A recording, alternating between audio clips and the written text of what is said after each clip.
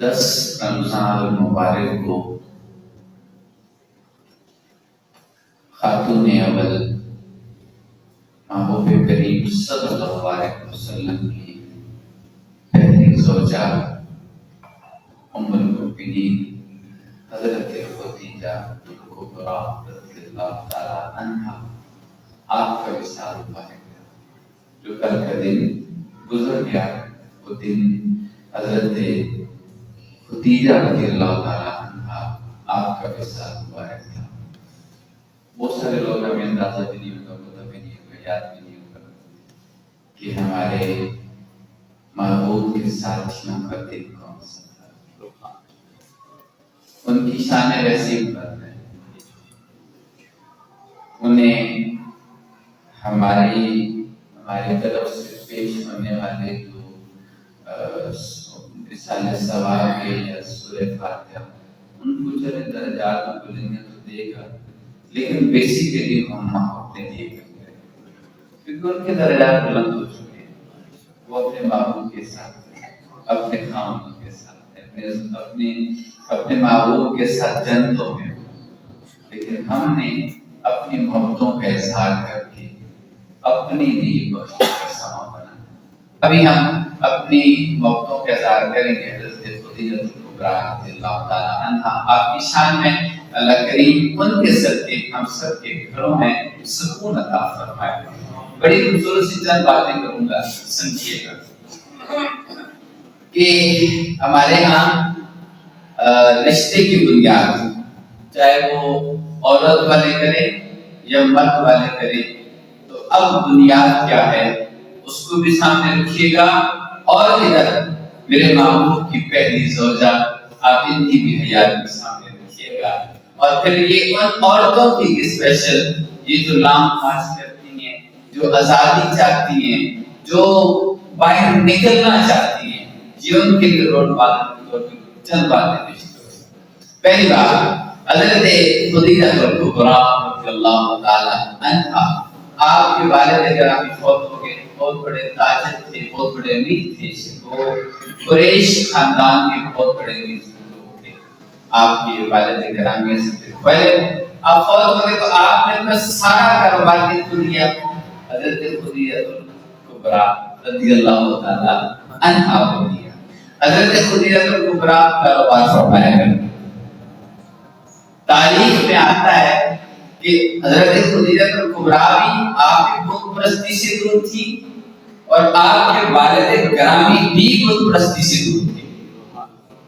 اور روایت میں ملتا ہے کہ حضرت خدیجہ فرماتی ہیں رضی اللہ تعالیٰ کہ میں اپنے والد گرامی کے ساتھ چھوٹی تھی، گلی میں سے گزری تو میرے والد گرامی نے چہرے کو چھپا لیا، موڑ لیا۔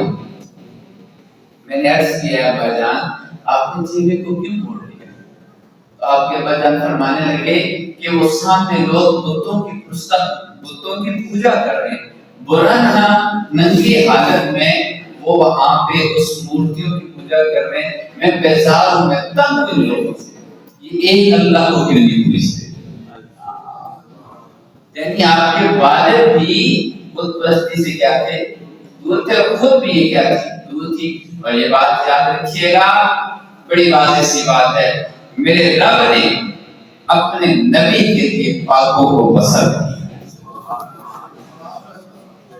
مطلق سی بات ہے، رب نے اپنے نبی کے لیے وہ رحم پاک رکھا جس رحم میں نوحہ گزارے تھے۔ بات سمجھ رہی؟ تو آپ کی ذات یوں تھی، پھر آپ کو سرکار دو عالم صلی اللہ علیہ وسلم کی ذات کے بارے میں پتہ چلا، تو آپ نے کیا فرمایا؟ اپنا غلام تھا نا بیسر، اس سے کہا جاؤ محبوب کی ذات کی بارگاہ میں جا کر یہ میری عرضی پیش کرنا کہ میں آپ کے ساتھ کاروبار کرنا چاہتا ہوں۔ یعنی کاروبار کو اسلام نے منع نہیں کہ کرنا بیٹھ جائے، کاروبار کا اجازت دی۔ محبوب نے کیا فرمایا؟ ٹھیک ہے میں کاروبار کروں گا آپ کے ساتھ۔ پھر حضرت اماں خدیجہ رضی اللہ تعالیٰ عنہا آپ نے اپنے میسر کو کہا خبردار جو ان کے معاملات میں داخل ادب کے دائرے کے سامنے رکھو۔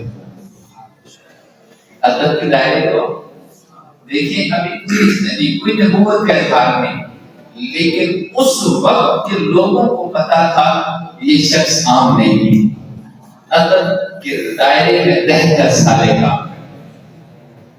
آپ نے میسر کو سمجھایا، آپ نے کوئی کاروبار میں مداخلت نہیں کرنی، جیسے وہ چاہے ویسے کریں، بس واپس آ کے مجھے سارے حالات۔ جب وہ واپس کاروبار سے واپس آئے، وہ میں شام سے واپس مڑے تو سارا جتنا منافع تھا حضرت محبوب کریم صلی اللہ علیہ وسلم نے خدیجہ کبریٰ رضی اللہ تعالیٰ عنہ کی گھر پیش کر۔ تو جب یہ سارے، پھر انہوں نے میسرہ سے پوچھا بتاؤ کیا صورتحال تھی، بتاؤ کیا صورتحال تھی؟ تو عرض کرنے لگی اے مالکہ میں نے اس شخص جیسا کریم شخص نہیں دیکھا، میں اس شخص ہستی جیسا کوئی سچا انسان نہیں دیکھا، میں نے اس ہستی جیسا کوئی امین انسان نہیں دیکھا کہ میں تاجروں کے، میں نے آج تک اتنی تجارت کی لیکن اس جیسی ہستی کے ساتھ میں نے تجارت بھی نہیں کی، یعنی اتنے امین ہیں۔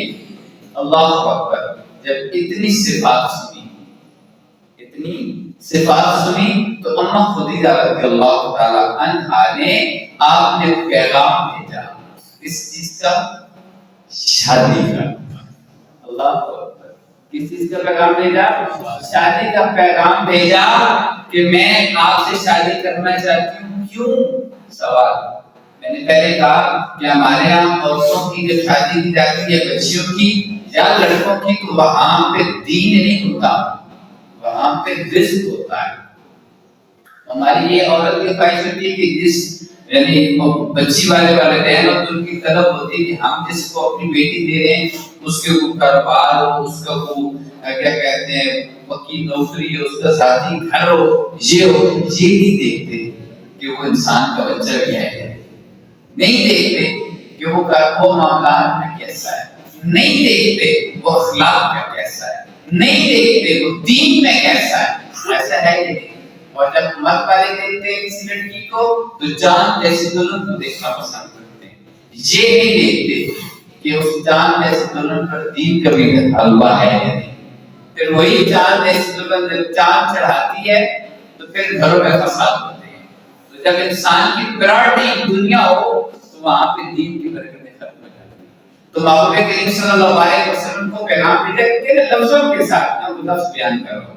آپ نے عرض کی میں آپ سے شادی اس لیے کر رہی ہوں کیونکہ آپ غریب متبع ہیں، آپ امین ہیں، آپ سچے ہیں، آپ کاروبار میں معاملات میں ہر حوالے سے بہت اعلیٰ ہیں، میں اس وجہ سے آپ کے ساتھ شادی کرنا چاہتا ہوں۔